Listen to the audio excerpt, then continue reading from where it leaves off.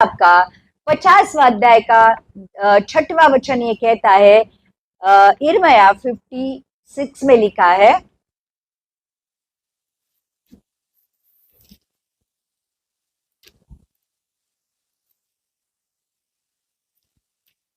मेरी प्रजा खोई हुई भेड़ है, उनके चरवाहों ने उनको भटका दिया और पहाड़ों पर भटकाया है। वे पहाड़ पहाड़ और पहाड़ी पहाड़ी घूमते घूमते अपने बैठने के स्थान को भूल गई है। तो परमेश्वर का वचन यहाँ पे कहता है कि मेरी प्रजा खोई हुई भेड़े है और उनके चरवाहों ने उनको भटका दिया। जो सो कॉल्ड, जो उस समय के जो शास्त्री थे, परुषी थे, उनके लीडर्स थे, राजा थे या जो कोई भी थे, उन सारों ने उन भेड़ों को भटका दिया था और ये भेड़े पहाड़ों पर पहाड़ पहाड़ पहाड़ी पहाड़ी घूमते हुए अपने बैठने के स्थान को भूल गई थी। और ध्यान रखना, इसलिए इन भेड़ों की खातिर मिका की किताब का 5वां अध्याय का 4थे वचन में यीशु मसीह के बारे में भविष्यवाणी की गई थी। मिका ने, जिसने ये भविष्यवाणी की थी कि यीशु मसीह का जन्म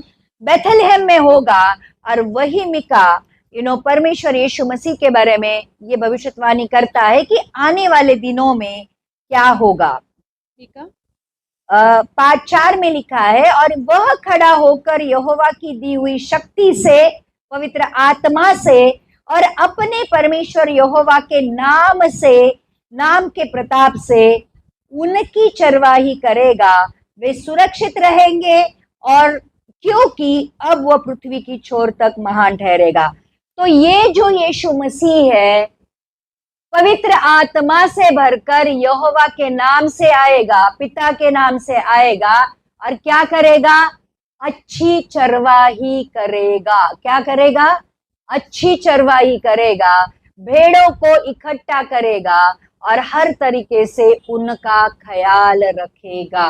तो प्रियो, हम भटक गए थे जरूर, लेकिन अब हमारा चरवाहा के अंडर हम है, और एक अच्छा चरवाहा अपनी भेड़ों का अच्छा ख्याल रखता है।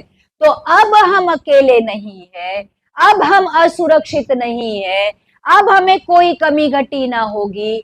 और जहां चरवाहा है और जहां चरवाहा लेके जाना चाहता है भेड़ों को, हमारा चरवाहा हमें वहीं पे लेके जा रहा है।